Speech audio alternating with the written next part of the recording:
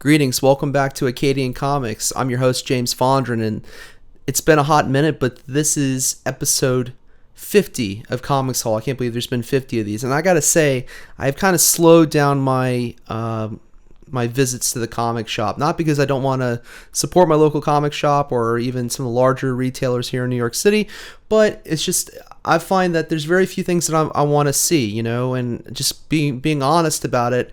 I was looking in last week's comics, and there was a lot of unsold copies of Absolute Batman. But anyway, we surpassed, if that's the temperature, I don't know. But I'm just from my own personal anecdote of visiting my local shop, kind of seeing what's flying off the shelves and what isn't. I anticipate that next week, next Wednesday, will be the release of David Finch and Robert Kirkman's Skinbreaker.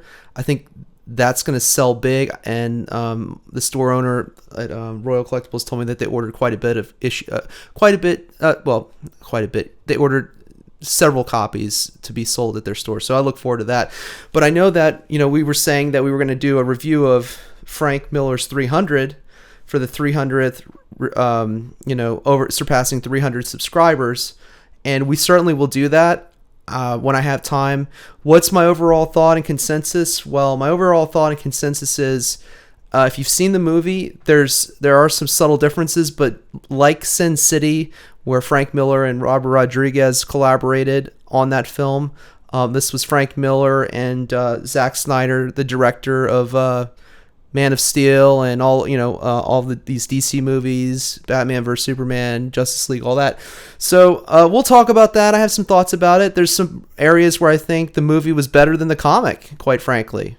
Some things that are interesting, subtle differences that I noticed, but the spirit is there all the way up to the thought balloons or thought boxes and the word balloons. So anyway, when I get an opportunity, I will do this because I have this really nice hardback copy that I got off of eBay. But today we're going to talk about what I got in the comic shop today, and I know that this is DC's All-In Batman, and this is issue number 1.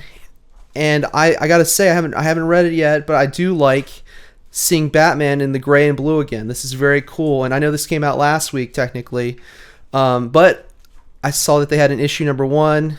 And I left on the shelf, so I thought, I've got to pick this up. But look at that. That's, Gotham City, obviously reminiscent and echoing of Times Square. But I'll let you know what I think about this issue. Maybe I'll read it and possibly do a review. We'll see. But this is Batman issue number 1 from last week. Blade Runner Black Lotus, Las Vegas. So I've got a couple of Blade Runner comics, Black Lotus comics, and I thought, okay, you got me a Blade Runner. So just look at this. They have some promotion for the Art and Soul of Blade Runner 2049 storyboards. I liked Blade Runner 2049, actually. I saw it several times in the theater. I thought I actually liked Blade Runner 2049 more than I liked the Dune movies that Denis Villeneuve made. So that's just my take and opinion, but yeah, I thought, man, you get to draw Blade Runner? How cool is that? The art, it works, it works for this, and I was flipping through it, and obviously this is out in the wastelands in Las Vegas, so you kind of get to do sort of a Mad Max thing with Blade Runner, but still be Blade Runner. I think that's kind of cool, Here you have like the advanced weaponry and tech and soldiers, and I don't want to spoil too much of it, but then boom, you're back to like what you would expect in Blade Runner. This is sort of, this sort of reminds me of Men in Black, And who's this? Kind of looks like a famous person that we all know, doesn't it? Interesting. Okay, so that's Blade Runner Black Lotus issue number 1. This is cover A. Predator Kills the Marvel Universe issue number 2. So I did pick this up last time, and I don't know if I did a video on it, but I do have issue number 1 in my filing cabinet, and so far I'm enjoying it. It's all right. It's not as good as Avengers vs Aliens or Aliens vs Avengers, but it's good in its own way. A bunch of Predators fight the Marvel heroes, and they got to do battle. What's there not to like about that? So that's Predator Kills the Marvel Universe. Issue number 2. Now, we're going to get into some interesting things. My comic shop, they will do comics about, they'll do like $5 trade paperbacks. Today, and they'll put them outside the store, and you can kind of flip through the boxes and see if there's anything that kind of tickles your fancy, so to speak. And I saw this and I thought, oh, New Thing Volume 1. I like the Outer Limits. I like the Twilight Zone. I thought this is pretty cool. So you have all these different short stories for this AWA Presents New Think, this volume number 1. And, the art is different stories, but, kind of getting into the whole cyberpunk Blade Runner motifs and, the pitfalls of, social media and just, feed the algorithm, feed the AI, give it everything, give it your all, give it your best you, give it this energy, So there's different stories in here, and I thought it was interesting. There's one story in here. Oh, here it is. You'll notice that the comic book panels are actually tablet screens and phone screens. And most of it is thought balloons, and it's the AI. And it's all about human vanity and the need to feed it and to feed it and to feed it. Change your appearance. Make yourself look like your best you. Get it perfect. Or at least perfect as it can be until the next time. And the time after that, and the time after that. So kind of cool stuff, and I might do a more in-depth review, but this was $5. I thought, okay, cool, originally it sold for like $10 US, $11. So they even say Stranger Than Science Fiction, this Black Mirror style anthology examines the rapid proliferation of technology, the cultural and political polarization of the country, and the technocrats that have driven us to such extremes of thought that we need to present the present as something futuristic. Yeah. So interesting stuff, New Thing Volume 1. So this is like right up my alley.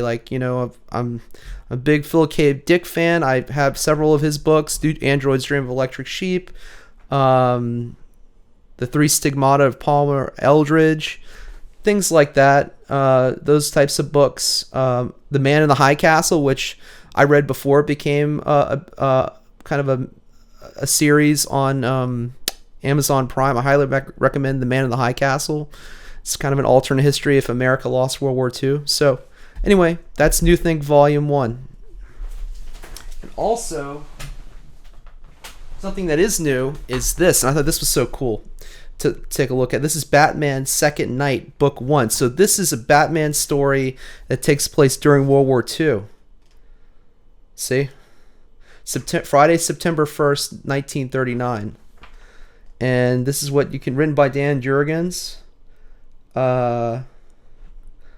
Mike Perkins is the artist, but sort of this old Batman style story takes place right at the end of the 1930s. It could be like Batman and the Rocketeer. It's like, it feels like it's got that old feel to it. It's got the old Batsuit design, but notice they're going back to the blue and the gray and even some purple. He's got like purple gloves. It's like the Phantom kind of, So that's pretty cool. I mean, who doesn't want to get to draw this old school Batman? Here you go. See? So this is like a larger size book. This is a Black Label book by DC. And they're saying the year is 1940. Most of the Western world is embroiled in a war against a fascist regime whose march across Europe shows no signs of defeat. Right? So it's World War II. And I like the cover here. The silhouette of Batman and then the different characters and stories. And look, are these Nazis on the street? What? I got to check this out. Does Batman fight Nazis on the street? Oh man, look, I'm kind of into this. Let's see. I don't want to spoil the whole thing, but oh, that looks cool. Look at that. Oh crap, the guy's like trying to hang himself. He's trying to Minecraft himself, as they say on the interwebs. But anyway, yeah, okay. I'm gonna read it for sure, And if I like it, I'll pick up the next one. So very few times will DC kind of grab me like this in the Batman Second Night. So that's book 1. So if I like it, I'll pick up book 2. Now, here's some other stuff that I got. And speaking of World War II, they had these hardcover books. So this is says Bring on the Bad Guys. Stan Lee's Bring on the Bad Guys: Origins of Marvel Villains. So you open this up, right? And he'll go through each one. So I think the first one is Doctor Doom. So the origins of Doctor Doom. So this was just cool just to have. I'm like, what, $10, and I can get this hardcover, colored art, and you get to see that kind of you get sort of an introduction for each villain, and then you get to see they give you one page here. Actually, more than that, it's Stan Lee, and then boom, they talk about Loki, right? So I thought that was pretty cool. This is called Bring on the Bad Guys, Stan Lee. This is an older book. Let's see. This was published in 1976. So the slip cover is gone. The book jacket is gone, but still great. Still valuable, right? Valuable to me personally in terms of being a comic book fan and always having read Marvel. And then Submariner, Golden Age of Submariner, Volume 2. Now, this is right after Pearl Harbor, okay? So you'll see some things in here that are, like, obviously, by today's standards, would not be accepted and would never, they would never do this in Marvel Comics in this day and age for sure, and that's for sure. So, all this stuff. But, hey, you got to understand it was a different time. America was at war. I mean, they're telling kids, buy stamps and war bonds, so, so daddy and your uncle and your brother, they can have guns and bullets and tanks. So different situation, but just here's some of the art in here, some of the art. I don't know if there's any Nazis in here, but it's mostly the Japanese, and then some normal villains in here. Like this little ad here, right? Okay. The Submariner. Want to fight? Then join the Marines. The Submariner did. To solve the mystery of the lighthouse, he got enough fighting to last a lifetime. So here's the Marines, and yeah. So it's like Boys and Girls of America.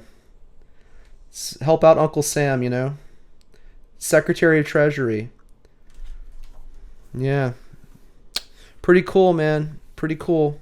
But it is, it is going to offend you. It can offend. I'm looking at it in a historical perspective. Obviously, yeah, their way they're portraying the Japanese characters is brutal, and but it's a different time. You have to look at it in the certain lens that you're and period that you're looking at this work. But I thought it has immense value because you're kind of getting into this, and in the back they have like a special bonus of how they were figuring out their covers. The Human Torch. Look at all these. This is pretty cool. Look at this. This is old. This is from 1940s, like after 43.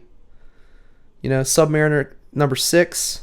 If anybody has these, like, they're a high value. Look at the roughs here they did for these comics. I don't know if you can really see that or not, but yeah, there you go. And here's some of the covers. So this was a book that was originally $60. Got it for $10. What a deal! And then let's top it off, just to dovetail with 300. The complete Frank Miller Spider-Man. Check this out. I had never read Frank Miller's Spider-Man. Everyone, praises his Daredevil run, but there's Daredevil in here, with Spider-Man. I mean, this is just the blind leading the blind. Spider-Man, the spectacular Spider-Man is blind. He inked and penciled his work. Okay, so it says Frank Springer inked him. But yeah, pretty cool, man. Look at this. And like everyone's been looking at Frank Miller's work lately. I mean, the man, he's no spring chicken. He's up there in age, and but this is the work that he's done in the past. This is what he's done. Look at that cool, red and yellow suit back in the day. And then I prefer this. They should bring this back. And I know they have in certain things, but they should bring it back in like the TV show or something. That would look really cool too, if they have already. And because I'm actually behind on Daredevil, the latest season, so I don't know if they brought that back or not. I know it was like hinted, but I don't know if they're gonna bring it back. But yeah, so just a lot to read, a lot to take in. This is cool. I like this. I like this kind of insert here. Very cool. Doctor Doom. So yeah, that's it. That's that's what I got. You know, I got on my latest run. So if you've liked this video, please hit the like button and subscribe to the channel. And I'll catch you right here next time at Acadian Comics. Bye for now.